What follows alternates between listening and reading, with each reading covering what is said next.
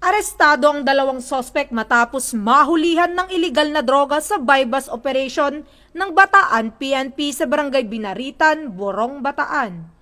Kinilala ang sospek na sina Ruben Macauyam, 28 anyos, at si Ryan Macauyam, 24 anyos, residente ng nasabing lugar. Batay sa ulat ng Bataan PNP, nabulaga ang dalawang nasabing sospek matapos magbenta ng nakasilyadong shabu sa kanilang mga tauhan na nagpanggap bilang isang posher buyer kapalit ang 500 peso bill. Kaya naman agad na inaresto ng Bataan PNP ang dalawang sospek matapos makumpirma na iligal na droga ang kanilang ibinebenta. Kasalukuyang inihahanda ng Bataan PNP ang kanilang mga ebidensya at mga dokumento laban sa mga sospek na kung saan nahaharap sa kasong paglabag sa RA 9165 o Comprehensive Dangerous Drugs Act of 2002. Matagumpay ang ikinasang operasyon sa ilalim ng pamumuno ni Police Colonel Palmer Z. Tria, Provincial Director ng Bataan Police Provincial Office, katuwang ang Morong Municipal Police Station sa pagpapatupad ng batas. Patuloy pa rin ang pamunuan ng Bataan PNP sa kanilang pagpapaigting laban sa ipinagbabawal na gamot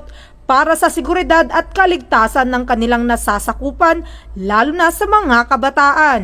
Mula dito sa City of San Fernando, Pampanga, ang inyong PNN Correspondent, Police Corporal Giselle V. Rivera, alagad ng batas, tagataguyod ng Balitang Pulis.